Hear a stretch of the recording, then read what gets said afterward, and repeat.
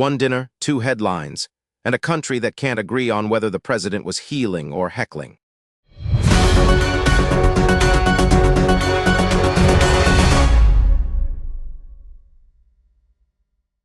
This is Parallax Newsroom. President Trump delivered remarks at the rescheduled White House Correspondents' dinner, addressing an audience of journalists months after the original event was disrupted by a shooting. MSNBC framed the evening as an awkward wedding speech, casting Trump's tone as uncomfortable and rambling. NBC News took a more measured approach, noting Trump recalls the press dinner shooting while needling journalists at the makeup event. Axios highlighted a dual message, reporting that Trump condemns violence while also slamming press in the same address. The left outlet leaned into ridicule and discomfort, omitting the president's denunciation of political violence. The center outlet balanced the solemnity of the shooting reference with Trump's customary jabs. The center-right report from Axios emphasized the condemnatory language toward the press, leaving less room for the lighter moments. For viewers, the stake is whether a tradition of presidential self-deprecation survived the evening or became another partisan flashpoint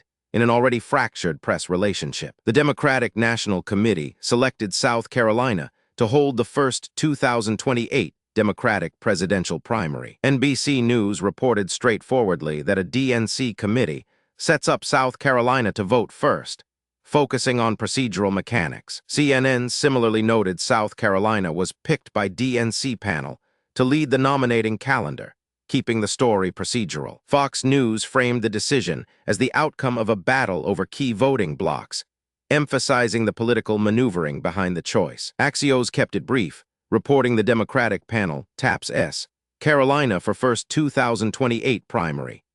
The left and center outlets emphasized the logistics and the state's diverse electorate without diving into internal party friction. Fox News highlighted the contest among factions, leaving out the stated rationale about representing a broader coalition. For voters, the stake is whether the primary calendar change signals a lasting shift in which voices shape the Democratic nominee. Trump's border czar said the vetting of an ICE officer involved in a fatal shooting in Maine is under internal review. The Guardian reported that the officer should not have cleared vetting, foregrounding the failure and the border czar's own acknowledgement. The New York Post noted the vetting is under internal review after Maine's shooting, keeping the focus on the review process itself. The Washington Times used nearly identical framing, emphasizing the review without dwelling on the vetting failure. The left outlet emphasized systemic breakdown, quoting the czar's admission that vetting failed. The right outlets kept the story narrowly to the review announcement, omitting the explicit acknowledgement that the officer should not have passed. The stake for viewers is whether this incident becomes a broader question about ICE accountability or stays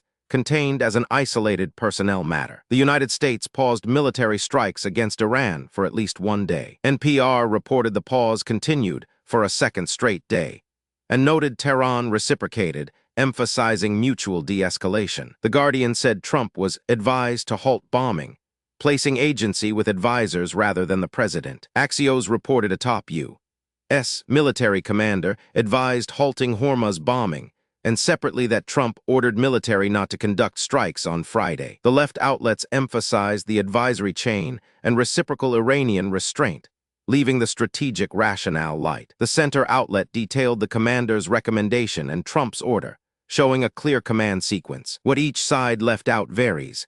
The left underplayed Iran's reciprocal pause as a factor, while the center did not explore the domestic political pressure behind the halt. The stake is whether this pause becomes a durable ceasefire or a brief interlude. Troy Jackson secured the Democratic nomination for U.S. Senate in Maine. The Associated Press profiled Jackson as Maine Democrats' likely nominee, providing biographical context. Axios noted Jackson was picked to challenge Collins after another candidate's exit, framing the race as a direct contest with the Republican incumbent. Breitbart led with Jackson's legislative record, stating he voted to allow some minors to receive transgender hormones without parental consent.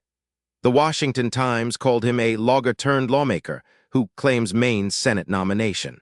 The center outlets focused on biography and electoral mechanics. Breitbart zeroed in on a single social policy vote, omitting Jackson's broader record and labor background. The right outlet offered a folksy label, while staying neutral on substance. The stake for voters is whether Jackson's candidacy is defined by his working-class roots or by a wedge issue his opponents will amplify. Across all 5 stories, left outlets emphasized failure and discomfort, center outlets stuck to mechanics, and right outlets either narrowed the frame or spotlighted cultural flashpoints. Subscribe for the framing gap.